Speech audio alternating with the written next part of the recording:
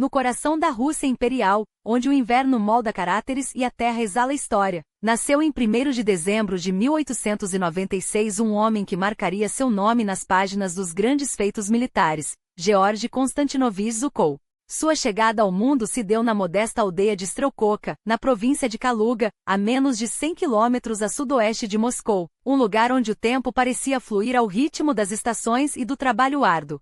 Seu pai, Konstantin, um sapateiro viúvo que aos 41 anos encontrou nova companhia em Uchinia, uma camponesa de 26 anos também marcada pela perda precoce do cônjuge. Dessa união, primeiro veio Maria em 1894, e então Georgy, 2 anos depois. Um terceiro filho, Alexei, nasceu em 1902, mas a vida lhe foi arrebatada ainda na infância, deixando o jovem Zhukov como o único herdeiro masculino de um lar humilde, porém resiliente. Naqueles idos, o Império Russo se estendia como um colosso incontestável, das florestas polonesas às planícies siberianas banhadas pelo Pacífico, das gélidas costas do Ártico às montanhas da Ásia Central, abrigando sob sua bandeira cerca de 140 milhões de almas. Kaluga, terra natal de Zhukov, pulsava no cerne da Rússia industrial, onde a cidade de Ugodsky Zavod, hoje rebatizada em sua homenagem, deve seu nome às forjas que, às margens do rio Ugodka, forjavam não apenas metal, mas o futuro de uma nação. O alvorecer do século XX testemunhava uma transformação acelerada, fábricas brotavam como cogumelos após a chuva e com elas, a semente da educação primária começava a germinar entre as classes menos favorecidas. Enquanto a maioria das crianças camponesas mal completava 2 anos de escola, o pequeno Georgy teve o privilégio de 3 anos de instrução formal, iniciados em 1903, aos 7 anos, um detalhe que mais tarde revelar-se-ia decisivo. Ao terminar os estudos no verão de 1908, o destino o levou a Moscou, onde se tornou aprendiz de seu tio materno, Mikhail, um especialista em peles que trabalhava nas proximidades da icônica Praça Vermelha. Os dias eram longos, 12 horas de labor incansável, mas as noites pertenciam aos livros. Matriculado em uma escola noturna, Zhukov devorava conhecimentos de língua russa, matemática, geografia e ciências, muitas vezes ao lado de seu primo Alexander, filho de Mikhail. Quando este foi enviado à Alemanha para dominar o idioma, trouxe de volta um presente inestimável, o alemão, que ensinou a Georgy em suas visitas à capital. Assim, aos 17 anos, em 1914, o jovem já havia dominado a arte da pelaria e acumulado um tesouro intelectual que o distinguia de seus pares. Mas o mundo não lhe concederia tempo para descansar sobre os louros. Em agosto daquele ano, a Europa mergulhou em um conflito sem precedentes. A Primeira Guerra Mundial irrompeu, arrastando o Império Russo para um turbilhão de sangue e glória.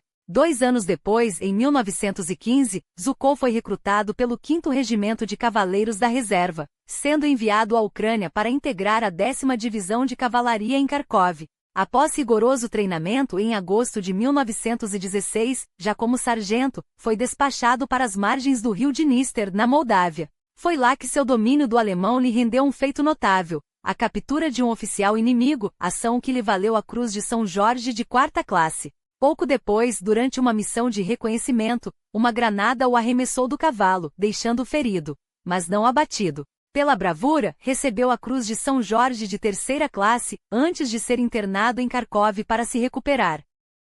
Enquanto convalescia, os ventos da história sopravam com força descomunal. Em março de 1917, o Tsar Nicolau II, incapaz de conter as revoltas que assolavam Petrogrado, a antiga São Petersburgo, abdicou do trono. O país, exaurido pela guerra, pela fome e pela crise econômica, via o poder escorrer das mãos do governo provisório liberal para as assembleias populares, os soviets, onde soldados e operários ditavam os rumos da nação. Entre eles, os bolcheviques de Lenin ganhavam terreno ao clamar pelo fim imediato do conflito. Em novembro, o Levante Vermelho tomou o Palácio de Inverno, e a Rússia mergulhou em uma nova era. Zhukov, que havia integrado o soviet de seu regimento, viu sua unidade ser dissolvida e retornou a Strelkovka no final daquele ano. O ano de 1918 começou com um golpe brutal. Lenin, para salvar a revolução, assinou o Tratado de Brest-Litovsk, cedendo vastos territórios aos impérios centrais. A rendição acendeu a chama da resistência entre os opositores dos bolcheviques, e a guerra civil era inevitável. Foi então que Trotsky, o comissário do povo para assuntos militares, deu forma ao Exército Vermelho, uma força profissional que, paradoxalmente, precisava dos antigos oficiais czaristas para sobreviver. Em outubro de 1918, Zhukov alistou-se no 4º Regimento da 1ª Divisão de Cavalaria de Moscou. Seu compromisso com a causa era inquebrantável. Em março de 1919, tornou-se candidato a membro do Partido Bolchevique, rebatizado como comunista, e em maio de 1920 foi aceito como membro pleno. A linha de frente o aguardava. Em junho de 1919, enfrentou as tropas do almirante Kolchak, que avançavam da Sibéria rumo à Europa russa. Mas foi em Tsaritsyn, às margens do Volga, que o destino lhe reservou um teste de fogo. Ferido por uma granada em setembro, retornou ao combate em janeiro de 1920, agora com a missão de conter as investidas do general Wrangel no sul. Sua trajetória, no entanto, tomaria um rumo inesperado em março daquele ano, quando foi enviado a Ryazan para se formar oficial de cavalaria. Com notas exemplares e um dom natural para liderar, graduou-se em agosto e foi designado para a 2ª Brigada de Fuzileiros de Moscou, uma unidade mista de infantaria e cavalaria. Mas foi na província de Voronezh, em outubro de 1920, que Zhukov provaria seu valor de forma definitiva. Enviado para esmagar a rebelião de Tambov, um levante camponês que ameaçava a estabilidade soviética, destacou-se como comandante de esquadrão, ganhando a Ordem da Bandeira Vermelha e algo ainda mais precioso, o coração de Alexandra Zhuikova, sua futura esposa e companheira de armas. Com o fim da Guerra Civil em 1921, a Rússia, agora transformada na União das Repúblicas Socialistas Soviéticas, emergia como um gigante renascido das cinzas. Lenin, porém, já enfraquecido por um derrame em 1922, faleceu em 1924, deixando um vazio que seria preenchido por Stalin, um homem que até 1928 consolidaria um regime de ferro. Nesse novo cenário, o Exército Vermelho passava por uma reformulação crucial. Durante a Guerra Civil, a estrutura de comando era dual. Oficiais militares dividiam o poder com comissários políticos que podiam vetar suas decisões. Mas com a ascensão de Frunze ao posto de comissário da guerra, em 1925, esse sistema foi abolido, unificando o comando sob uma única autoridade militar. A disciplina finalmente prevalecia e Zhukov, com sua trajetória de superação e lealdade inabalável, estava pronto para se tornar uma das peças-chave desse novo exército. O palco estava armado para que um camponês de Strelkovka se transformasse em lenda.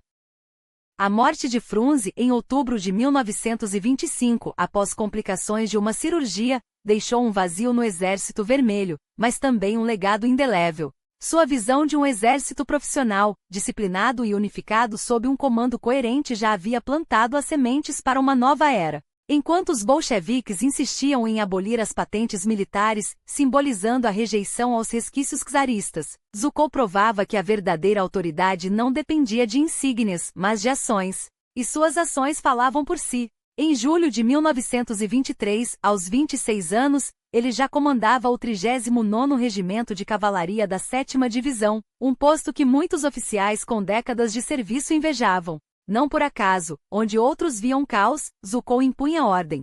Onde a indisciplina graçava, ele restaurava a hierarquia com mão de ferro. Seu nome começou a circular nos corredores do poder não como um mero executante, mas como um líder capaz de transformar unidades desmoralizadas em máquinas de guerra eficientes. A reputação que construía não era de um burocrata, mas de um homem que entendia a alma do soldado, porque ele próprio havia sido um. Em outubro de 1924, o destino o levou à Escola Superior de Cavalaria de Leningrado, a antiga Petrogrado, rebatizada após a morte de Lenin. Ali, entre as paredes que ecoavam a história da Revolução, Zhukov não era apenas mais um aluno. Seus colegas de turma, homens que também marcariam a história militar soviética, reconheciam nele algo raro, uma combinação letal de inteligência tática e obstinação inquebrantável. Entre eles, dois nomes se destacavam. Konstantin Rokossovski, um ex-oficial czarista de Varsóvia, cuja maestria na cavalaria era lendária, e Ivan Bagramian, armênio forjado nas trincheiras da Primeira Guerra e nas batalhas pela independência de sua pátria antes de se juntar ao Exército Vermelho. Ambos viriam a ser pilares em sua carreira, mas naquela sala de aula, eram eles que olhavam para Zhukov como o mais brilhante entre iguais, o aluno que estudava até tarde, que questionava os manuais, que exauria os instrutores com sua sede de conhecimento. O curso terminou no verão de 1925 com um teste que separaria os homens dos mitos, uma marcha forçada de Leningrado até o rio Volkhov, seguida por uma travessia a cavalo de suas águas geladas. Enquanto muitos hesitaram, Zhukov e 2 companheiros do 39º Regimento fizeram mais. Decidiram cavalgar até Minsk, cobrindo quase 1000 quilômetros em 7 dias, um feito que não era apenas físico, mas simbólico.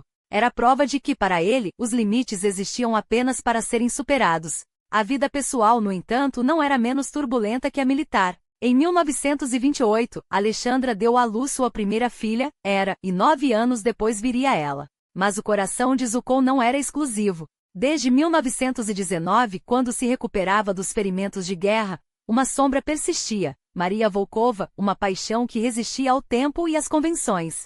Em junho de 1929, essa relação clandestina resultou no nascimento de Margarita, uma filha ilegítima em uma época em que tais segredos poderiam ser fatais. Mas Zhukov, mestre em calcular riscos no campo de batalha, soube navegar também pelas armadilhas da moral soviética. O verdadeiro salto em sua carreira, porém, viria com sua entrada na Academia Militar Frunze, em Moscou, no final de 1929. Ali ele mergulhou nas teorias da guerra de armas combinadas, a fusão mortal de tanques, artilharia, aviação e infantaria motorizada que redefiniria a arte da guerra. Era a doutrina do ataque profundo desenvolvida pelo gênio estratégico e futuro alvo de Stalin, Mikhail Tukhachevsky. Uma ofensiva esmagadora que romperia as linhas inimigas e as envolveria por trás, como uma serpente estrangulando sua presa. Zhukov absorveu tudo, admirando Tukhachevsky não apenas como teórico, mas como um visionário que enxergava além dos dogmas. Ao se formar, em maio de 1930, sua ascensão foi inevitável. Assumiu a 2ª Brigada de Cavalaria na 7ª Divisão, onde reencontrou Rokossovski, agora seu comandante. O círculo se fechava, o aluno brilhante e o mestre reconhecido, unidos por um mesmo propósito. Mas Moscou chamava. Em fevereiro de 1931, Zhukov foi convocado para servir como inspetor de cavalaria sob Semyon Budyonny, o lendário, primeiro cavaleiro do Exército Vermelho, herói da Guerra Civil. Budyonny, homem de instintos afiados, elogiou sua capacidade de liderança, mas não poupou críticas. Zhukov é implacável. Às vezes, sua dureza beira a crueldade. Era um aviso, ou talvez um elogio disfarçado. Em um exército que ainda sangrava das feridas da Revolução, a disciplina não era negociável. 2 anos depois, em março de 1933, veio o comando da 4ª Divisão de Cavalaria, uma unidade de elite baseada em Sluts, no Distrito Militar de Bielorrússia. 4 regimentos de cavalaria, um de artilharia montada e outro mecanizado, uma força que, em suas mãos, se transformaria em um instrumento de precisão. Em 1935, sua recompensa chegou. A primeira das 6 ordens de Lenin que ostentaria ao longo da vida, um reconhecimento de que sua divisão não era apenas eficiente mas exemplar. Mas o Exército Vermelho não era mais o mesmo. A década de 1930 assistia a uma metamorfose sem precedentes. O orçamento de defesa explodiu para 25% do total do Estado, e as fileiras incharam de 1 milhão para 4 milhões de homens.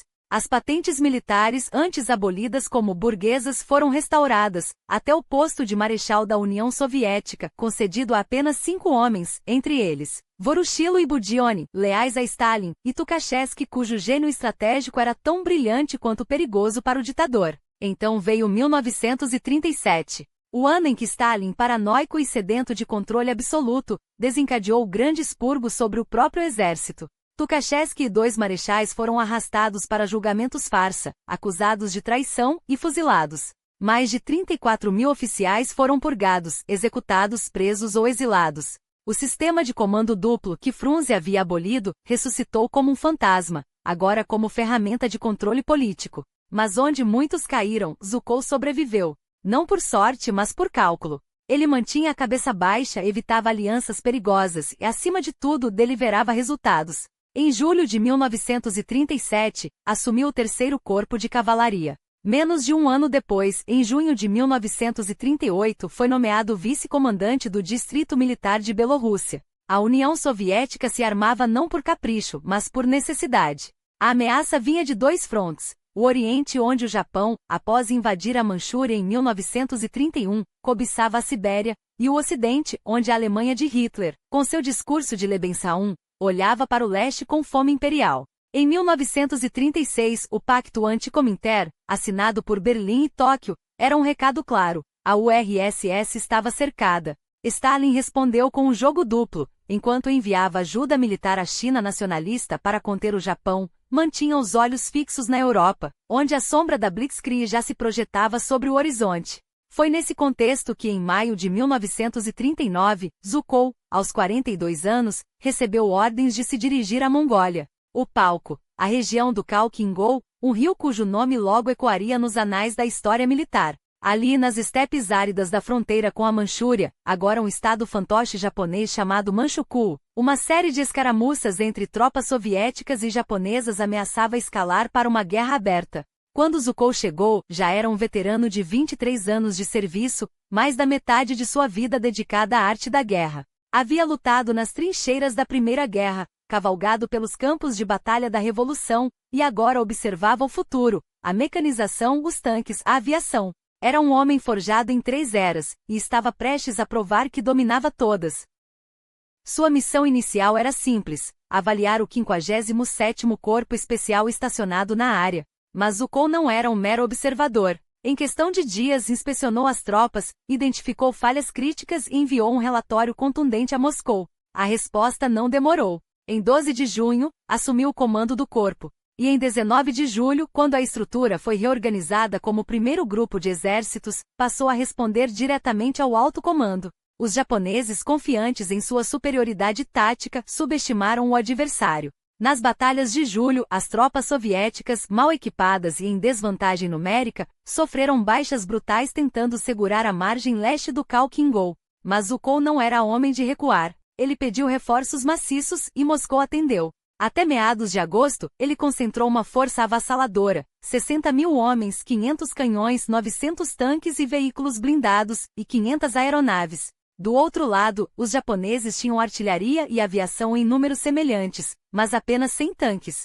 Pior, sua linha de defesa, estendida de norte a sul, era cortada pelo Kailash-Gol, um afluente que dividia suas tropas e as deixava vulneráveis a um golpe cirúrgico. O palco estava montado. O mundo ainda não sabia, mas ali nas estepes da Mongólia, um general até então desconhecido preparava-se para escrever uma das páginas mais brilhantes e sangrentas da história militar do século XX. E Georgi Zhukov não tinha intenção de perder. O rio Kailash-Gol serpenteava pela estepe como uma cicatriz na terra, cortando o caminho entre a vitória e o desastre. E foi ali, nas margens poeirentas perto da aldeia de Nomonha, que Zhukov desdobrou sua estratégia com a precisão de um cirurgião e a ferocidade de um predador. Não bastava vencer, era preciso esmagar. A doutrina da Operatia na Glubokú, a batalha em profundidade, seria posta à prova não como teoria, mas como sentença. Seus homens foram divididos em 3 punhos de aço. O grupo central, composto majoritariamente por infantaria, avançaria de frente, como um ariete humano contra as posições japonesas, fixando o inimigo no lugar. Enquanto os samurais de Tóquio concentravam seu fogo naqueles que vinham de frente, o grupo norte desceria como uma avalanche pela margem esquerda do Kailash-Gol, flanco direito japonês, cortando suas linhas de suprimento e fechando a armadilha pelo norte. Mas o golpe mortal viria do sul. O Grupo Sul, sob comando direto de Zhukov, atravessaria o Khalkhin-Gol em direção a Nomonhan, envolvendo as tropas japonesas em um cerco letal. Quando as 3 garras se fechassem, não haveria escapatória, apenas aniquilação. A inteligência soviética, sempre atenta, trouxe a Zhukov um presente inestimável. Muitos oficiais japoneses haviam tirado licença no domingo. O general não hesitou. 20 de agosto de 1939, manhã. Sob um céu ainda sonolento, a artilharia soviética rugiu, rasgando o silêncio da estepe com uma chuva de fogo. Bombardeiros I-16 mergulhavam como falcões, enquanto os tanques T-26 e BT-7 avançavam em formação compacta, flancando as posições japonesas com uma velocidade que deixava os samurais atordoados. Os japoneses, pegos entre o martelo e a bigorna, tentaram reagir. Uma contraofensiva desesperada para romper o cerco, esbarraram nas reservas de Zhukov, que os esmagou sem piedade. Em 27 de agosto, o general declarou vitória. Os últimos redutos de resistência foram varridos até 31 de agosto, deixados para trás apenas corpos, equipamentos destruídos e a humilhação de um império que se julgava invencível. Pela primeira vitória decisiva do Exército Vermelho desde a Guerra Civil, Zhukov não recebeu aplausos, recebeu a Estrela de Ouro do Herói da União Soviética, a mais alta condecoração que o Estado podia oferecer. O homem que saíra do anonimato nas estepes da Mongólia agora tinha um nome gravado na história.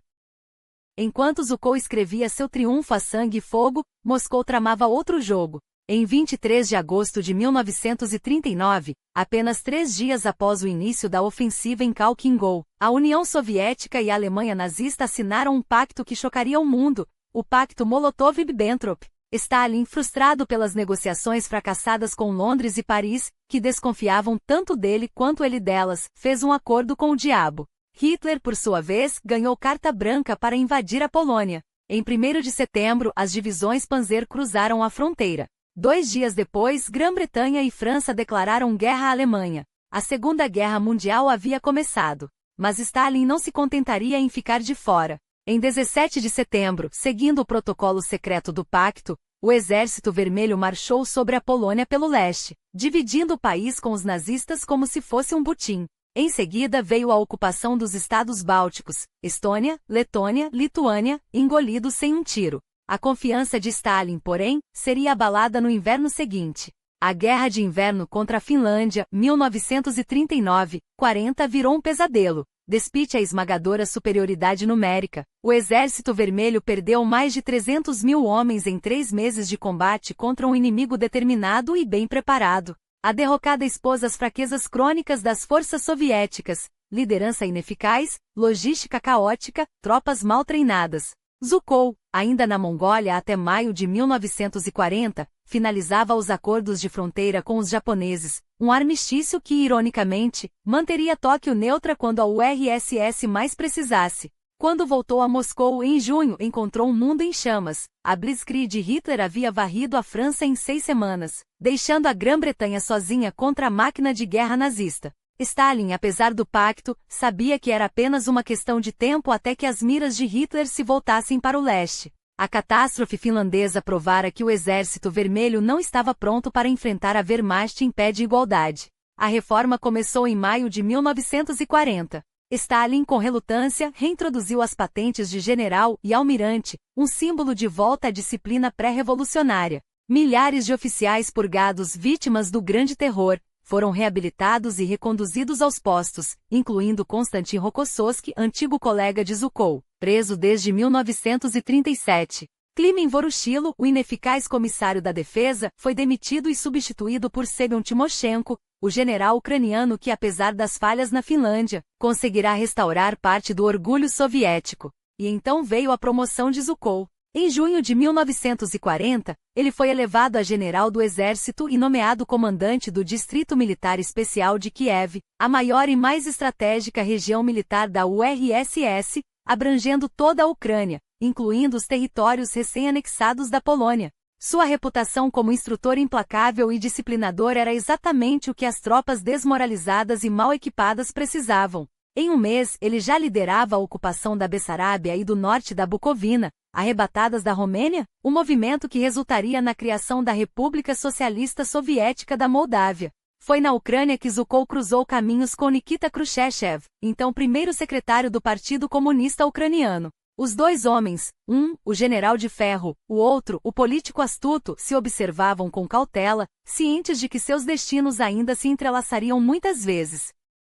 O distrito de Kiev não era apenas um comando qualquer, era a linha de frente oculta, um dos 3 distritos militares na fronteira oeste, o mais vulnerável a um ataque alemão. E Zhukov sabia que quando a tempestade viesse, seria ele quem teria que segurar a linha. Os planos soviéticos, elaborados no verão de 1940, previram inicialmente um avanço nazista pelo norte, através da Bielorrússia e dos estados bálticos rumo a Leningrado e Moscou. Mas até outubro, a inteligência mudou de ideia. O golpe viria pelo sul, mirando as indústrias da Ucrânia e do sul da Rússia. A lógica era simples: sem o aço de Donetsk, sem o trigo de Kuban, a URSS sangraria até a morte. Em dezembro de 1940, Zhukov apresentou um documento explosivo na Conferência de Altos Comandantes em Moscou, A Natureza das Operações Ofensivas Contemporâneas. Analisando Khalkhin-Gol, a Blitzkrieg na Polônia e a queda da França, ele desmontou a ideia de guerra estática.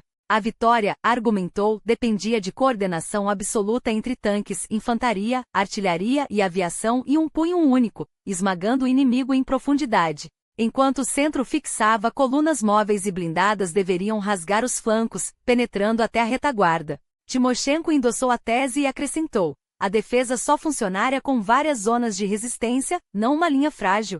As palavras viraram ação. Em janeiro de 1941, Zhukov participou de simulações de guerra contra o general Dmitry Pavlov. No primeiro jogo comandou as forças alemãs, no segundo os soviéticos. Em ambos venceu. Stalin, que observava tudo com seus olhos de falcão, não teve dúvidas. Em fevereiro de 1941, Zhukov foi nomeado chefe do Estado-Maior-General e deputado comissário da Defesa. Pouco depois, tornou-se membro suplente do Comitê Central do Partido Comunista, um sinal claro de que seu poder agora transcendia os quartéis. Mas enquanto a URSS se preparava, Hitler já havia decidido. Em dezembro de 1940, o Führer ordenou os preparativos para a Operação Barbarossa, a invasão da União Soviética no verão seguinte. Na primavera de 1941, os relatórios de inteligência soviética se multiplicavam. Divisões Panzer sendo realocadas para o leste, aeródromos secretos na Polônia ocupada, transmissões de rádio suspeitas. Stalin, no entanto, recusava-se a acreditar. Para ele, era um blefe britânico, uma tentativa de arrastar a URSS para a guerra antes da hora. Zhukov não tinha essa luxo. Enquanto o ditador teimava, o general trabalhava nos planos de mobilização. Um documento apresentado em fevereiro de 1941 previa um aumento massivo das forças. Mas o tempo, como sempre, estava se esgotando. A tempestade se aproximava. E quando chegasse, seria a maior guerra que o mundo já vira. 8 milhões de soldados. 300 divisões. Era esse o peso esmagador que a Wehrmacht poderia lançar contra a União Soviética, uma força tão avassaladora que sozinha, já justificaria o pânico que se espalhava pelos corredores do Kremlin. Em maio de 1941, uma versão revisada do plano de guerra soviético foi finalizada pelo general Alexander Vasilevsky, braço direito de Zhukov na seção de operações, e assinada por Timoshenko e pelo próprio Zhukov. O documento mantinha a previsão de um ataque alemão vindo do sul, seguido por uma contraofensiva esmagadora das forças vermelhas. Mas havia algo novo e explosivo, a sugestão de um golpe preventivo, um ataque soviético antes que a Wehrmacht terminasse de se posicionar. Para alguns historiadores, esse plano seria a prova irrefutável de que Stalin não era apenas uma vítima, mas um agressor em potencial, pronto a desferir o primeiro golpe em 1941. Porém, o biógrafo de Zhukov, Geoffrey Roberts, desmonta essa teoria. Não há nenhum indício de que Stalin sequer tenha lido o documento, muito menos aprovado. As medidas tomadas pelo Exército Vermelho na primeira metade do ano, mobilizações parciais, realocações hesitantes, estavam longe do que seria necessário para uma ofensiva relâmpago. A verdade era mais cruel. Enquanto o ditador se recusava a enxergar a tempestade, o tempo trabalhava contra Moscou. Até que em junho a ameaça se tornou insustentável. No dia 19, Zhukov, já sem mais paciência para a inércia de Stalin, ordenou que os comandantes do fronte ocidental avançassem para seus postos de comando avançados. As tropas se moviam, os planos eram ajustados, mas o relógio corria contra eles. 3 dias depois, às 3h15 da madrugada do dia 22, o inferno se abriu. A Operação Barbarossa começou. 3,5 milhões de soldados alemães, divididos em 3 grupos de exército, avançaram como uma lâmina afiada sobre o território soviético. O grupo de exércitos norte rumava para Leningrado, o centro mirava Moscou, e o sul se dirigia à Ucrânia, o celeiro da URSS. A estratégia era a mesma que havia esmagado Polônia e França: romper as linhas inimigas, avançar pelas brechas e cercar as forças soviéticas por trás, transformando divisões inteiras em prisioneiros antes que pudessem reagir. Os soviéticos, por sua vez, haviam apostado suas fichas em um ataque principal vindo do sul, um cálculo fatal. Quando os panzer-divisões alemães arrombaram as defesas em direção a Leningrado e Moscou, o choque foi brutal. Mas Zhukov não era homem de se deixar paralisar pelo caos. Na mesma noite do dia 22, ele e Timoshenko emitiram ordens para contra-ataques imediatos na Bielorrússia e na Ucrânia. O general assumiu pessoalmente o comando das operações no sul, onde, por alguns dias críticos, conseguiu conter o avanço alemão. Já na Bielorrússia, o general Pavlov, desorganizado, lento, deixou suas tropas expostas. Os alemães exploraram a falha, cercaram Minsk e capturaram 400.000 soldados vermelhos em uma das maiores rendições da história. Stalin, furioso, não poupou ninguém. Pavlov foi preso por traição e fuzilado em menos de um mês. Zhukov, por sua vez, levou a culpa por não ter mantido o ditador informado, um pecado imperdoável aos olhos de um homem que exigia controle absoluto sobre cada movimento. O desastre inicial forçou Stalin a assumir o comando supremo. Em 10 de julho, ele se tornou Stavka, comandante-chefe das Forças Armadas, chefe do Comissariado de Defesa e presidente do Estado-Maior. Voroshilo, Timoshenko e Budyonny foram designados para os frontes noroeste, oeste e sudoeste, respectivamente. Enquanto isso, Zhukov, ainda à frente do general Staff, seguia a doutrina soviética à risca, contra-ataques frontais, sem retirada, sem flexibilidade. Os resultados foram desastrosos, terreno perdido, baixas estratosféricas, e uma sensação de que a máquina de guerra soviética estava se desintegrando. Mas era nos momentos de crise que Zhukov revelava sua genialidade.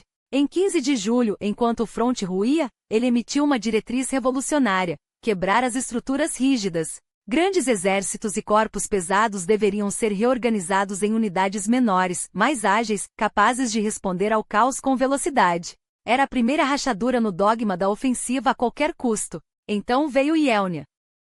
Em 30 de julho, Stalin ordenou que Zhukov assumisse o fronte de reserva e liderasse um contra-ataque contra o saliente alemão em Yelnya, perto de Smolensk, uma protuberância perigosa que ameaçava abrir caminho para Moscou. Em suas memórias, Zhukov afirmaria mais tarde que havia sido afastado do Estado-Maior no dia 29, depois de discordar de Stalin sobre a retirada de Kiev. Uma narrativa conveniente, como aponta Roberts, para distanciar-se do desastre iminente no fronte sudoeste. Mas a verdade era que em Yelnya, Zhukov teria a chance de provar seu valor, ou selar seu destino. Os primeiros ataques foram repelidos com violência. Os alemães entrincheirados não cederiam facilmente. Mas Zhukov não recuou. Em 30 de agosto reiniciou a ofensiva, desta vez concentrando fogo nas bases do saliente.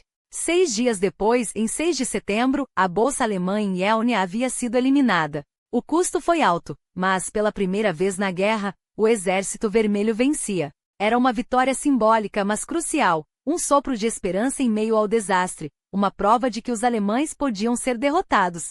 Stalin, que havia dúvidas sobre Zhukov desde junho, agora via nele algo que poucos generais demonstravam: a capacidade de reverter o impossível. Em questão de dias, o general foi despachado para Leningrado, onde a situação era ainda mais desesperadora. O grupo de exércitos norte avançava para sufocar a cidade e Voroshilo, no comando, havia falhado em evitar o cerco. Quando Zhukov chegou em 11 de setembro, encontrou uma cidade à beira do colapso, 500.000 de soldados, mas quase nenhum tanque ou apoio aéreo. Mesmo assim, ele estabilizou as defesas no sul, impedindo que os alemães fechassem o cerco por completo. Hitler, impaciente, já desviava tropas para Moscou, mas Leningrado resistiria, a um custo terrível. O cerco duraria 900 dias, ceifando mais de 1 milhão de vidas civis.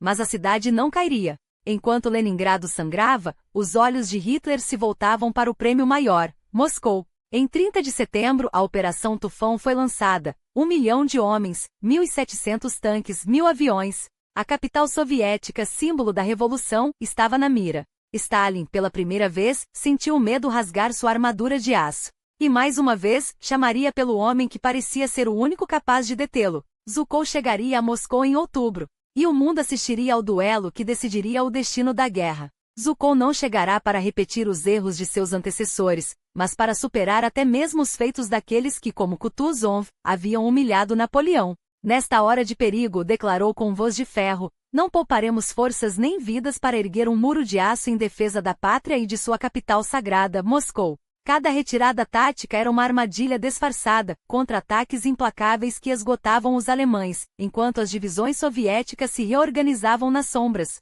E então, no dia 7 de novembro, quando a neve já começava a cobrir os escombros dos subúrbios em chamas, Moscou desafiou o cerco com um gesto que ecoaria na história: a parada militar do 24º aniversário da Revolução Bolchevique. Tanques T-34, canhões arrastados por cavalos exaustos e soldados com uniformes surrados desfilavam pela Praça Vermelha, rumo direto à linha de frente. Stalin, de pé sobre o mausoléu de Lenin, não falava apenas ao povo, falava aos fantasmas da Rússia eterna.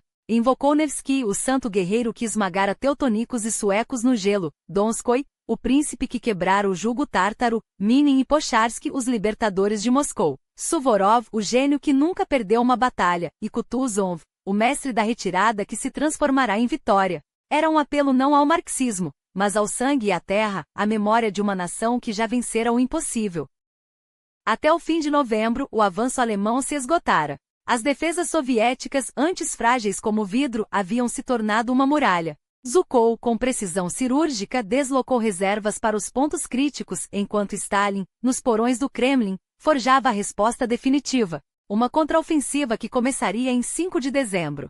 O plano era puro Zhukov, um golpe frontal para prender a atenção do inimigo, enquanto as garras soviéticas se fechavam pelos flancos, dilacerando as divisões que tentavam cercar Moscou. Quase 400.000 soldados vermelhos se lançaram contra 250.000 homens do Grupo de Exército Centro. Em 3 semanas os alemães recuaram mais de 160 quilômetros, deixando para trás cadáveres, tanques carbonizados e a primeira grande derrota da Wehrmacht na guerra. Os jornais ocidentais estamparam a foto de Zhukov na capa, o homem que salvara Moscou, o general que fizera tremer o Terceiro Reich. Mas a Stavka não queria apenas vitória, queria aniquilação. Stalin, ébrio pelo sucesso, ordenou um ataque ainda mais ambicioso, avançar sobre Vyazma e Heschel, envolver e esmagar o Grupo de Exército Centro de uma vez por todas. Eles não têm mais reservas, insistia o Voss, convencido de que a Blitzkrieg estava morrendo. Em janeiro de 1942, 700.000 homens dos frontes ocidental e Kalinin foram jogados na ofensiva. Mas a guerra não se curvava aos desejos de ditadores. Os alemães, em vez de desmoronar, cavaram trincheiras de gelo e resistiram. A ofensiva soviética afundou na lama e no sangue até abril, quando Zhukov, em suas memórias, admitiria o erro fatal: subestimar a capacidade do inimigo de se agarrar à terra como um animal ferido. Heschel se tornaria um moinho de carne, 1 milhão de baixas soviéticas em batalhas que não levavam a lugar nenhum, enquanto os alemães, embora sangrando, mantinham suas posições. Até a primavera de 1942, a Wehrmacht perderá 1/3 de sua força no leste, mais de 1 milhão de homens, sem tomar Leningrad, sem tomar Moscou. E então o tabuleiro mudou. Pearl Harbor ardera em dezembro, os Estados Unidos entraram na guerra, e Hitler, em um acesso de loucura estratégica, declarou guerra a Washington. Agora a URSS não estaria sozinha. Os comboios aliados começariam a chegar com tanques, aviões e mantimentos. O Führer, pressionado pelo tempo, virou suas garras para o sul, o petróleo do Cáucaso, o trigo da Ucrânia. Stalingrado, a cidade às margens do Volga que Zhukov conhecera como Tsaritsyn, tornará-se o novo alvo, não por acaso, mas porque levava o nome do homem que os alemães juravam destruir, e o desastre soviético na Ucrânia pavimentou o caminho. Em maio, Timoshenko lançara uma contraofensiva em Kharkov, 300.000 homens perdidos em uma armadilha alemã. Quando os tanques de Guderian e Otto romperam as linhas, o caminho para Stalingrado ficou aberto. Em agosto, as pontas de lança da Wehrmacht alcançaram a cidade. O Exército Vermelho já deixará para trás 600.000 mortos, 7.000 tanques destruídos e 400 aviões abatidos só nos meses anteriores. O Grupo de Exército Sul foi dividido. Um rumaria para o Cáucaso, o outro, sob o comando de Paulus, viraria para Stalingrado. Timoshenko, humilhado, foi substituído. A cidade no Volga, fábrica de aço nó ferroviário, símbolo, não era Moscou, mas seu nome era uma provocação. Nem um passo atrás. Rugiu a ordem de Stalin em 28 de julho, ecoando o grito de guerra que salvara a capital meses antes. E então, como se o passado voltasse para assombrar o presente, o Voss ressuscitou os heróis de outrora, as ordens de Suvorov. Kutuzov e Nevsky foram criadas para galvanizar um exército que lutava não pela revolução, mas pela Rússia. Zhukov sabia que a ideologia não venceria aquela batalha. Em outubro, Stalin aboliu os comissários políticos, aqueles guardiões da ortodoxia que até então vigiaram cada oficial. Agora, só a disciplina e o instinto de sobrevivência importavam. Mas nem mesmo isso deteve os alemães. Em 23 de agosto, Stalingrado foi cercada. 3 dias depois, Stalin chamou Zhukov de volta. Não como salvador, mas como carrasco. Você vai para Stalingrado como meu representante, ordenou. E não sairá de lá até que Paulus esteja morto ou prisioneiro. A batalha que se seguiu não foi uma guerra, foi um massacre em câmera lenta. Do lado alemão, o 6º Exército de Paulus, orgulhoso e bem equipado, Do lado soviético, o 62º Exército de Chuikov, espremido contra o Volga, recebendo reforços em barcaças que afundavam sob os bombardeios. Yeremenko comandava a frente, mas era Zhukov quem ditava cada movimento. Transformem cada rua, cada casa em uma fortaleza, exigiu, enquanto os edifícios desabavam sobre os soldados. Em outubro, 90% da cidade estava em mãos alemãs. Os últimos defensores se agarravam às encostas do Mamayev Kurgan, a colina que dominava a paisagem, ou aos escombros das fábricas à beira do rio.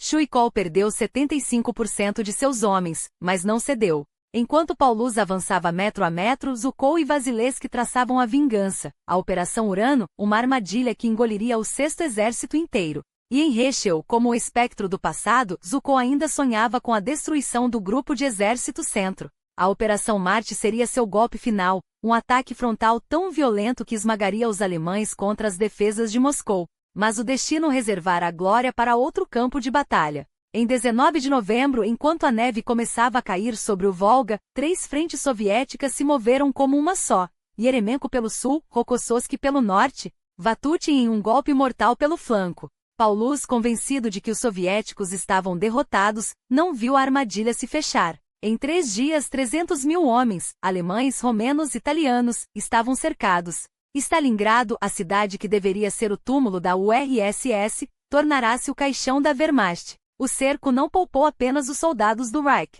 Dentro da caldeira congelada de Stalingrado, divisões romenas, italianas e húngaras, aliados que Hitler arrastara para sua cruzada, compartilharam o mesmo destino amargo. Os últimos suspiros da 6ª Armada ecoaram em vão. A operação de resgate alemã, Wintergewitter, esbarrou no aço soviético e afundou na neve, como um navio contra um iceberg.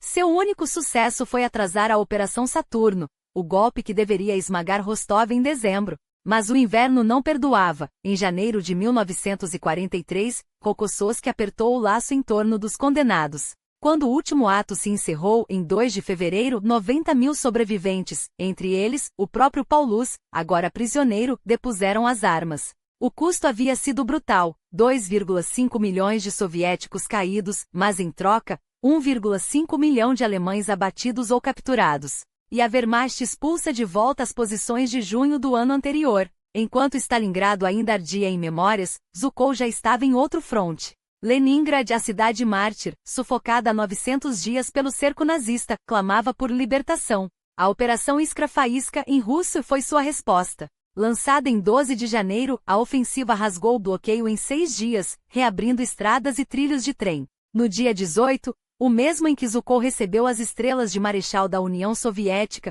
o mundo viu pela primeira vez uma brecha na muralha de fome que Hitler jurara ser impenetrável. Pouco depois, o Ordem de Suvorov com decoração forjada para estrategistas brilhou em seu peito, selando seu papel em Urano, a armadilha que esmagara Paulus.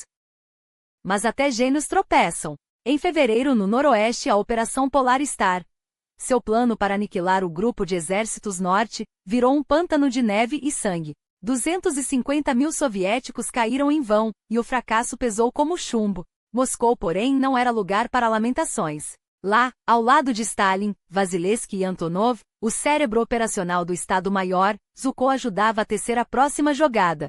Seu relatório de abril foi profético. Kurs. O saliente que os alemães cobiçavam como porta para Moscou seria seu próximo campo de batalha. Defesa primeiro, depois o contra-ataque insistiu. E assim, enquanto a primavera derretia a neve, 3 cinturões de aço, concreto e minas foram erguidos nos frontes Central e Voronezh, comandados por Rokossovski e Vatutin, 2 generais que, como ele, haviam aprendido a arte da guerra nas entranhas de Stalingrado. O palco estava montado. Em 4 de julho, o martelo alemão caiu. A 9ª Armada de Model e a 4ª Panzerdiota avançaram em pinça, sonhando com um novo Kanai. Mas Kurs não seria mais um blitzkrieg. Sob o comando de Zhukov, que orquestrava os frontes Central, Briansk e Ocidental, e Vasilevsky, à frente de Voronezh, a terra tremeu com o maior duelo de tanques da história. 3.000 blindados alemães, incluindo os monstros Tiger e Panther, contra 5.000 T-34 soviéticos, mais baratos, mais rápidos, mais numerosos. Os Panthers podiam perfurar um T-34 a 2 km de distância, mas o que adiantava precisão se a linha de produção soviética cuspia tanques como uma metralhadora?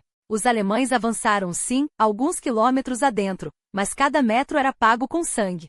até que em 12 de julho, Prokhorovka virou o ponto de virada. Rotmistrov e sua 5ª armada de tanques da guarda foram dizimados, mas os soviéticos podiam perder tanques. Os alemães não. Quando a poeira baixou, a ofensiva nazista estava morta. Era a hora de Zhukov. Como um xadrezista que sacrifica peões para tomar a rainha, ele lançou 2 operações gêmeas, batizadas com nomes de generais que haviam humilhado Napoleão, Kutuzov e Rumiantsev. No norte, Kutuzov esmagou o saliente de Orel, capturando a cidade em 5 de agosto. No sul, Rumiantsev, sob seu comando direto, arrasou Belgorod e em 23 de agosto, reconquistou Kharkov, a joia da Ucrânia que os alemães juraram nunca perder. Um mês depois, Suvorov completou a trilogia, expulsando os nazistas de Smolensk. O caminho para a Ucrânia estava aberto. Mas aqui a visão de Zhukov e a de Stalin colidiram. O marechal queria cercos, aniquilações em massa, táticas que haviam funcionado em Stalingrado e Kursk.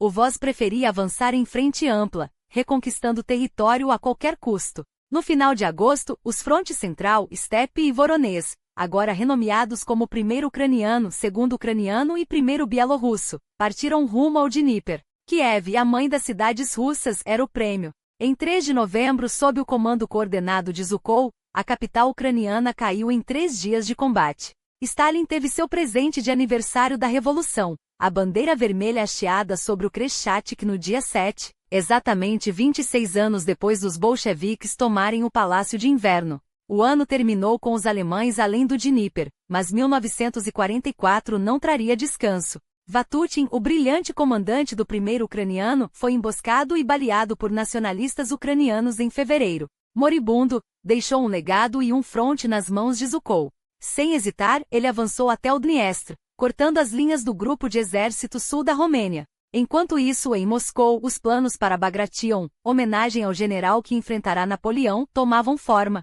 Seria a maior ofensiva soviética da guerra, 2,4 milhões de homens, 36 mil canhões, 5 mil tanques e aeronaves. O objetivo? Esmagar o grupo de exército centro e libertar a Bielorrússia. Zhukov, coordenando os frontes primeiro e segundo bielorrussos, inspecionou cada detalhe. O timing era crucial. A operação começaria em 23 de junho, apenas 17 dias depois do dia D, para que os aliados não roubassem a cena. Partisans explodiram trilhos e linhas telefônicas atrás das linhas inimigas, mergulhando os alemães no caos. Quando o ataque veio, foi como um tsunami. Minsk caiu em 3 de julho, junto com 100 mil soldados do grupo de exército centro, engolidos pelo avanço soviético. O custo? 750 mil baixas. O resultado? 400 mil alemães mortos, feridos ou capturados, um exército inteiro apagado do mapa. A Bielorrússia estava livre. A próxima parada? A Polônia. Em agosto, as tropas de Rokossovski chegaram aos arredores de Varsóvia, às margens do Vístula. O Reich agora tremia. À frente do assalto, marchava o primeiro exército polonês, 20 mil homens forjados no exílio. Deportados pela URSS em 1939 e agora de volta para libertar sua pátria. O privilégio de liderar o ataque era deles. Mas o destino, cruel, torceu o rumo da história. A ofensiva soviética perdeu fôlego. Os alemães, aferrados a Varsóvia como um animal acossado, transformaram a cidade em uma fortaleza. Perder a capital polonesa seria abrir as portas de Berlim para Stalin, e eles não cedariam sem lutar até a última bala. Zhukov e Rokossovski tentaram tudo: ponte sobre o Vístula, ataques relâmpago, manobras de flanco. Nada funcionou. O Exército Vermelho, exausto, recuou. A ordem era clara: esperar. Até 1945. Enquanto os soviéticos se reorganizavam a leste, algo explodiu dentro de Varsóvia. Em 1º de agosto, a resistência polonesa, leal ao governo no exílio em Londres, anti-Stalin, lançou o levantamento de Varsóvia. Por 63 dias, heróis anônimos lutaram sozinhos, traídos pelo tempo e pela geopolítica. Stalin, acusadíssimo de abandoná-los, jamais moveu um dedo. Zhukov e Rokossovski, anos depois, jurariam que tentaram ajudar. Mas os arquivos contam outra história. A URSS deixou Varsóvia sangrar. Enquanto a Polônia ardia, Zhukov virou as costas. Em setembro, supervisionou a invasão da Bulgária, onde foi recebido como libertador, derrubando o governo pró-nazista em um golpe comunista relâmpago. Missão cumprida. De volta à Polônia, seu olhar já mirava mais longe, Berlim. A decisão caiu como uma lâmina. O primeiro frente bielorrusso, agora sob seu comando, lideraria o assalto final. Rokossovski, rebaixado ao segundo frente, engoliu a humilhação em silêncio. A amizade dos dois generais rachou. Para Zhukov, a glória de tomar Berlim não tinha preço. Para Rokossovski, a traição doía mais que balas. Novembro de 1944. O plano estava traçado, um golpe duplo, esmagador. Do Vistula ao Oder, 2,2 milhões de homens, 6.500 tanques, 5.000 aeronaves, uma máquina de guerra que esmagaria a Wehrmacht como um martelo sobre vidro. Stalin, impaciente, exigia Berlim em 45 dias.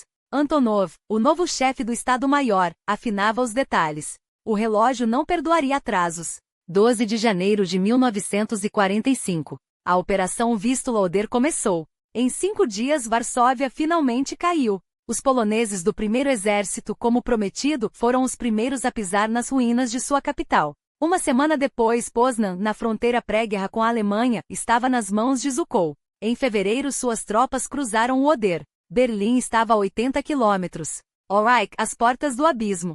Mas a guerra não cede sem cobrar seu preço. Ao norte, o segundo e terceiro frentes bielorrussos tropeçaram em Pomerânia. Stalin, frio, ordenou: pare. Vire para o norte. Esmague-os. Zhukov obedeceu, rangendo os dentes. Cada dia perdido era uma chance a menos de ser o primeiro em Berlim. Até que em 31 de março o jogo mudou. Eisenhower e Stalin combinaram avançar juntos até que a inteligência soviética descobriu. Os aliados queriam Berlim. Stalin não hesitou. Tomem a cidade. Agora. Zhukov teria a honra. Konel o apoio. O plano, um cerco mortal. O primeiro frente bielorrusso avançaria pelo centro, enquanto o primeiro ucraniano de Konel cortaria o sul. Berlim seria esmagada entre duas bigornas. Os alemães, porém, não eram cordeiros. 3 cinturões defensivos, 1 milhão de soldados, 1.500 tanques. Hitler, em seu bunker, jurava lutar até o último homem. 16 de abril. Zhukov atacou de noite, contra as alturas de Seelov, o último bastião antes da capital. Konel, astuto, conseguiu permissão para flanar pelo sul. A competição entre os dois marechais era um vulcão. Quem chegaria primeiro? 19 de abril. As alturas caíram. 21 de abril. Os tanques soviéticos irromperam nos subúrbios. Berlim ardia. 23 de abril. Stalin traçou a linha. O Reichstag, símbolo do nazismo, era de Zhukov. Konel ficaria com o centro da cidade. A batalha final começou, rua por rua, casa por casa, sala por sala. Até que 30 de abril, a bandeira vermelha foi hasteada sobre o Reichstag. 2 soldados de Zhukov, Meliton Cantaria e Mikhail Yegorov, imortalizaram o momento. A foto icônica, aliás, foi encenada dias depois. Propaganda não espera por detalhes. Enquanto os canhões ainda troavam, Hitler, em seu bunker, colocou uma bala na própria cabeça. 2 de maio. Berlim se rendia. O custo? 350.000 baixas soviéticas, um mar de sangue por uma vitória que já estava escrita. Mas a guerra não acabará. 8 de maio.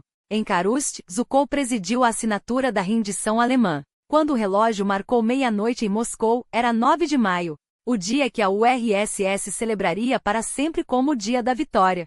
Zhukov mal teve tempo de respirar. Manchúria o esperava. Em agosto, enquanto Hiroshima e Nagasaki viravam cinzas, o Exército Vermelho desmontou o exército japonês em menos de uma semana. Vasilevsky comandou a operação, mas o plano era de Zhukov, rápido, brutal, definitivo. De volta a Berlim, agora como comandante das forças de ocupação, ele recebeu uma ordem inesperada. Moscou chamava. 24 de junho. Na Praça Vermelha, sobre um garanhão árabe branco, Zhukov revisou o desfile da vitória. Stalin, segundo rumores, queria fazer o mesmo, até ser jogado do cavalo nos treinos. A ironia, o homem que vencera a guerra não conseguia domar um animal. Rokossovski comandou a parada. Konel, Vasilevsky e os outros marechais marcharam à frente de suas tropas. Em um gesto simbólico, 200 bandeiras nazistas foram atiradas aos pés do Kremlin, troféus de uma guerra que custará 27 milhões de vidas soviéticas. Berlim, agora, era sua. No verão de 1945, Zhukov guiou Churchill e Truman pelas ruínas da cidade. Não era um delegado em Potsdam, mas sua presença pesava. Os aliados concordaram, a Alemanha seria desmilitarizada, unificada, até que a Guerra Fria enterrasse essas promessas. Zhukov, o carrasco de Hitler, o salvador de Moscou, o conquistador de Berlim, já olhava para o futuro. Mas a história, como sempre, tinha outros planos. A frágil aliança que vencera o nazismo desmoronou sob o peso das ideologias. O mundo se dividiu. De um lado, o comunismo soviético erguido sobre as cinzas da guerra, do outro, o capitalismo americano blindado por dólares e bombas atômicas. Até 1948, as zonas ocidentais da Alemanha britânica, francesa e americana se fundiram na República Federal, enquanto a zona soviética se tornava a Alemanha Oriental, o estado satélite de Moscou. Mas em 1945, quando o inverno ainda congelava as ruínas de Berlim, a fachada da unidade persistia. Zhukov e Eisenhower, dois titãs de exércitos rivais, trocavam olhares de respeito mútuo. O marechal soviético, porém, não sabia que seu próprio país já afiava as facas contra ele. Em março de 1946, Stalin o chamou de volta a Moscou, não para homenageá-lo, mas para domá-lo. Nomeado comandante supremo das forças terrestres, Zhukov mal teve tempo de acomodar-se no cargo. Em junho, a máquina do partido o esmagou. Acusado de egocentrismo e desprezo pelos camaradas, seu crime real era ter se recusado a dividir a glória de Berlim. Os generais invejosos rosnavam às suas costas. Novikov, o ex-comandante da aviação, clamava vingança por sua própria queda. No dia 9 de junho, a ordem caiu como um machado. Destituído do comando, rebaixado ao obscuro distrito militar de Odessa, onde o Mar Negro engolia suas ambições. Mas a purga não pararia por aí. Em fevereiro de 1947, expulsaram-no do Comitê Central. Em 1948, Beria, o carrasco de Stalin, desenterrou seu passado, joias pelos quadros liberados da Alemanha. Zhukov jurava que eram presentes ou comprados com seu próprio dinheiro, mas quem ousaria desafiar o NKVD? Ordenaram que devolvesse tudo ao Estado. Depois o exílio, Sverdlovsk nos Urais, onde o vento siberiano soprava como um aviso. Seu nome foi riscado dos livros de história, sua patente de marechal apagada. A humilhação corroeu sua saúde. Em 1948, um ataque cardíaco quase o levou. Foi ali, entre as paredes geladas de um hospital militar, que o destino lhe ofereceu um consolo inesperado. Galina Semyonova, uma médica de 24 anos, cujo sorriso desarmou o homem que desarmara exércitos. Por uma década amaram-se às escondidas, enquanto Alexandra, sua esposa, vivia na ignorância, até 1957, quando Maria nasceu, fruto daquele amor proibido. Só em 1965, já livre das sombras, Zhukov ousaria divorciar-se para casar-se com Galina. Mas a roda da fortuna soviética girava sem piedade. Em 1949, os primeiros sinais de reabilitação surgiram como raios de sol após a tempestade. Em outubro de 1952, reapareceu no 19º Congresso do Partido, readmitido como membro candidato do Comitê Central. Então veio 5 de março de 1953, Stalin morreu em sua dacha, e o vácuo de poder abriu uma brecha para Zhukov retornar. Bulganin, o novo ministro da Defesa, o chamou de volta, não por lealdade, mas por necessidade. Junto de Vasilevsky tornou-se vice-ministro, enquanto Malenkov assumia o governo e Khrushchev articulava sua ascensão nas sombras. Mas o verdadeiro perigo era outro. Beria, o açougueiro, agora falava em liberar presos políticos em detente com o Ocidente. Demasiado cínico para ser sincero, seus gestos eram calculados para consolidar poder. Khrushchev, Malenkov e Bulganin sabiam. Ou eliminavam Beria, ou ele os eliminaria. No dia 26 de junho, Zhukov recebeu a ordem no Kremlin. Prenda-o. Ele, que comandará milhões em batalha, confessou nunca ter feito uma prisão. Mas não hesitou. Em 2 horas, com Brezhnev ao seu lado, cercou Beria em uma sala do Conselho de Ministros. O carrasco virou preso, em dezembro virou cadáver. Com Beria morto, Zhukov ajudou a forjar a era atômica soviética, supervisionando testes nucleares e simulando guerras que poderiam incinerar o planeta. Bulganin, desconfiado, o mantinha longe das decisões políticas, até Khrushchev, astuto, remover Malenkov do poder em 1955. Então veio o golpe final. Em 7 de fevereiro, Zhukov foi coroado ministro da Defesa. No mesmo dia deu uma entrevista explosiva à imprensa americana, propôs o banimento das armas nucleares e estendeu uma oliveira a Eisenhower. Era estratégia ou sinceridade? Pouco importava. Sob suas ordens, 2 milhões de soldados foram desmobilizados, enquanto o Pacto de Varsóvia nascia, uma cortina de aço disfarçada de aliança. Em julho, em Genebra, encontrou-se novamente com Eisenhower. A URSS não quer guerra, garantiu, enquanto o Ocidente torcia o nariz. Mas as palavras de Zhukov eram mais do que diplomacia, eram um aviso. Ele conhecia o preço da destruição melhor que ninguém. Então veio fevereiro de 1956. No 20º Congresso do Partido, Khrushchev detonou sua bomba, o discurso secreto, uma denúncia arrasadora do culto a Stalin. O tirano disse roubar a glória dos generais, especialmente de Zhukov. Naquele mesmo congresso, o marechal foi promovido a membro candidato do presídio, o antigo Politburo. Agora tinha voz, e a usaria. Junto de Khrushchev desenterrou os mortos da Grande Purga, Tukhachevsky, o gênio executado, Pavlov, o bode expiatório de 1941. A história finalmente começava a ser reescrita, mas a Hungria ardia. Em outubro de 1956, Budapeste se rebelou contra Moscou. Zhukov, pragmático, apostou em Irinage, o reformista que prometia acalmar as ruas. Até que Nagy cometeu o imperdoável. Em 1º de novembro, anunciou a saída do Pacto de Varsóvia. A resposta veio 3 dias depois com tanques. Konel esmagou a revolta, 25.000 húngaros morreram. Zhukov, arquiteto indireto da repressão, ganhou sua 4ª Ordem de Lenin no dia de seu 60º aniversário. O sangue mais uma vez selava seu legado. Mas o poder em Moscou era um jogo de facas. Em 1957, os velhos satalincitas a Molotov, Kaganovich e Malenkov, cercaram Khrushchev. No dia 18 de junho, o presídio virou-se contra ele. E Zhukov mais uma vez teria que escolher, ser leal ou ser estratégico. A traição em Moscou não vinha com aviso prévio. Mikoyan, o único aliado incondicional de Khrushchev no presídio, ergueu sua voz sozinho.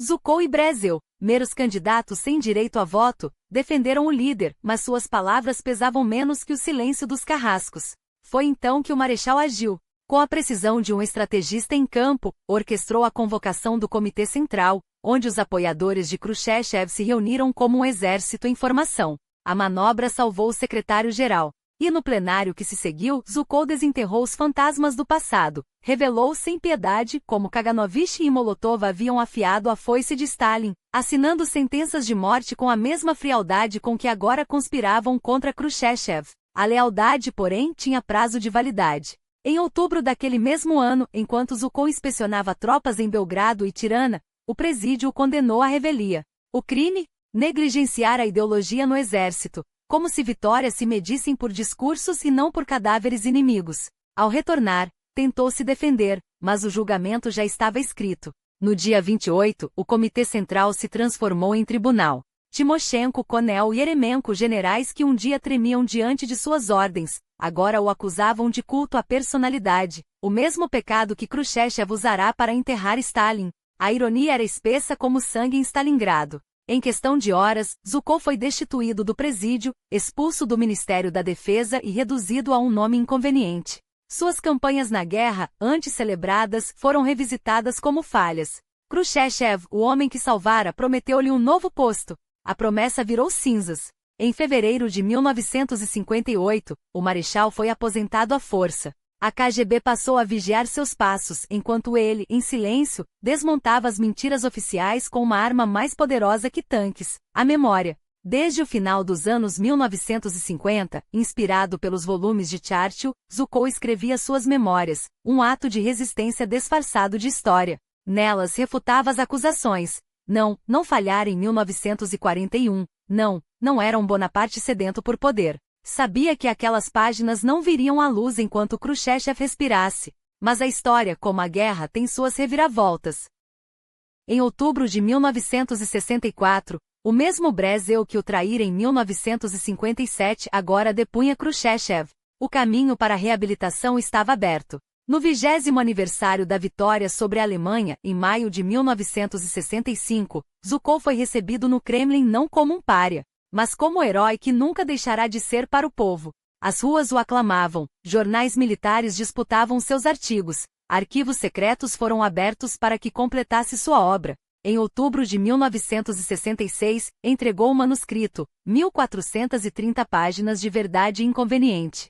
Os censores do Estado cortaram, distorceram, suavizaram, mas não conseguiram apagar o essencial. Quando Memórias e Reflexões foi publicado em abril de 1969, vendeu milhões. Na União Soviética e além, leitores descobriram o homem por trás do mito, o general que salvara Moscou, quebrar as costas da Wehrmacht em Kursk e plantar a bandeira vermelha no Reichstag. Os últimos anos, porém, foram uma batalha que nem mesmo Zhukov podia vencer. Em 1965, o divórcio de Alexandra rasgou sua família, as filhas, Hera e ela, romperam com ele. A reconciliação, um ano depois, veio tarde demais para Alexandra, que morreu de um derrame em dezembro de 1967, o mesmo mês em que Galina, sua nova esposa, revelou um câncer terminal. Em janeiro de 1968, um derrame o paralisou do lado esquerdo. Galina e ele passaram meses em hospitais separados, como soldados em trincheiras distintas. Quando ela faleceu, em novembro de 1973, aos 47 anos, Zuccotti não pôde estar ao seu lado. Sobreviveu-lhe por poucos meses. Morreu em 18 de junho de 1974, aos 78 anos. Seu funeral foi o maior evento de Estado desde a morte de Stalin, uma multidão que não chorava apenas um homem, mas uma era. Suas cinzas foram depositadas na muralha do Kremlin, entre os que ele ajudara a enterrar e os que tentaram enterrá-lo. Hoje George Zuccotti permanece como o general que esmagou o Terceiro Reich, o estrategista que transformou derrotas em vitórias e o homem que, mesmo traído, nunca deixou que traíssem a história. 5 ordens de Lenin. 70 condecorações, de Moscou a Washington. Um legado que divide opiniões. Foi o gênio militar que salvou a URSS do abismo, ou o comandante cujos erros custaram vidas demais? Um homem que serviu a Stalin, desafiou Khrushchev e sobreviveu a Brezhnev, sempre no fio da navalha entre a glória e o ostracismo. Porque a verdade sobre Zuccotti, como a verdade sobre a guerra, não cabe em estátuas. Cabe nas cicatrizes de um país que ele ajudou a salvar, mesmo quando esse país tentou apagá-lo.